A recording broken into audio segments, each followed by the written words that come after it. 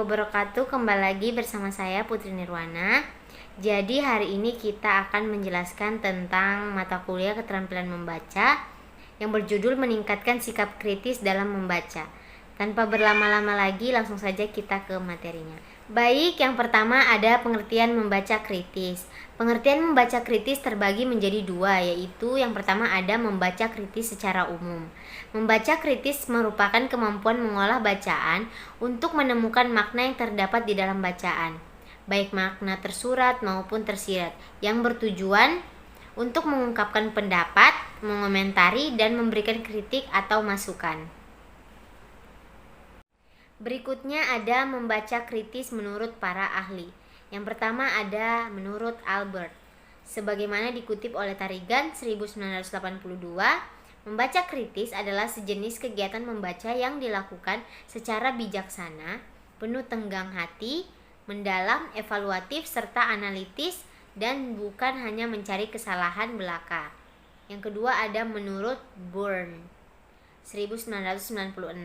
Membaca kritis adalah mengevaluasi materi tertulis, yakni membandingkan gagasan yang tercakup dalam materi dengan standar yang diketahui dan menarik kesimpulan tentang keakuratan dan kesesuaian. Berikutnya, setelah kita mempelajari tentang pengertiannya, sekarang kita masuk ke langkah-langkah dalam membaca kritis. Yang pertama ada melakukan survei pada isi buku, yang kedua ada membuat pertanyaan, yang ketiga ada membaca, keempat ada evaluasi, dan yang terakhir ada meninjau ulang. Berikutnya ada perlunya sikap kritis dalam membaca. 1. Membantu dalam memahami suatu tulisan dengan menyeluruh. Dengan membaca kritis, kita melatih diri untuk mengenali tujuan si penulis, mengenali bias-bias yang muncul dalam tulisan, dan memahami nada atau arah emosi yang ingin dimunculkan penulis. Yang kedua ada bagi pembaca kritis, tidak setiap teks mengandung nilai pengetahuan. Pembaca kritis dapat mengidentifikasi pola-pola yang muncul dalam tulisan, baik itu informasi, nilai, asumsi, dan bahasa yang digunakan. Elemen-elemen tersebut saling bertautan dalam membentuk suatu artikel yang seringkali mengaburkan maksud utama si penulis. Berikutnya ada meningkatkan sikap kritis. Metode yang dapat dilakukan untuk mengasah kemampuan membaca kritis yaitu metode SQ4R, yaitu survei, question, read, restate, review, dan reflect. Yang pertama ada survei.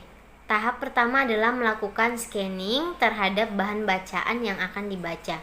Jika kita akan membaca sebuah buku, sisihkan 3-5 menit untuk melihat daftar isi, bab pendahuluan, dan buku halaman-halaman untuk melihat bagaimana buku tersebut ditulis dan gaya penulisannya. Yang kedua ada question. Pada tahap ini kita akan mengembangkan pertanyaan-pertanyaan mengenai bacaan yang akan kita baca. Misalnya, kita akan membaca sebuah artikel yang berjudul Kasus Narkoba pada Kalangan Remaja. Kita akan bertanya apakah remaja di Indonesia lebih banyak mengonsumsi narkoba ketimbang orang dewasa. Jika kita punya waktu atau bacaan ini penting, tuliskan pertanyaan-pertanyaan ini sebelum memulai membaca. Yang ketiga yaitu read.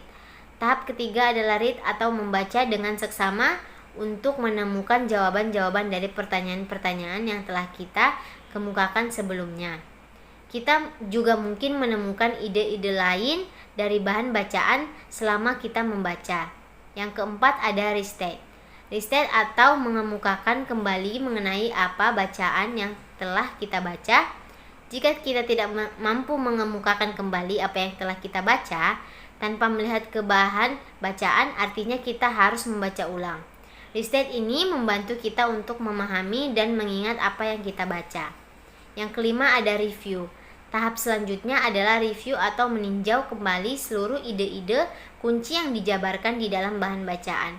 Kita juga bisa membuat peta pikiran atau mind map dari jawaban pertanyaan dan ide-ide kunci yang telah kita dapatkan.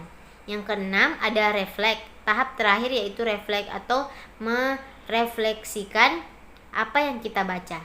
Kita akan kembali melontarkan beberapa pertanyaan refleksi terkait dengan bahan bacaan kita. Berikutnya atau yang terakhir yaitu menurut Mikulecki dan Jeffrey. Untuk meningkatkan sikap kritis dalam membaca yaitu dengan mengajukan beberapa pertanyaan yaitu sebagai berikut. Yang pertama ada dari mana bacaan tersebut berasal? apakah sumber informasi tersebut dapat dikatakan terbukti dan dapat dipercaya. Yang kedua, siapa penulis bacaan tersebut? Apakah penulis tersebut memiliki kualifikasi menulis topik tersebut? Yang ketiga, apa tujuan menulis dalam tulisannya? Yang keempat, ada apa pendapat penulis tentang topik yang ditulisnya? Yang kelima, apakah ada perbandingan mengenai informasi yang telah diketahui sebelumnya? Yang terakhir yaitu, apakah saya setuju dengan informasi yang telah saya ketahui? Baik, itu saja materi pada hari ini. Bila ada kesalahan kata, mohon dimaafkan. Wassalamualaikum warahmatullahi wabarakatuh.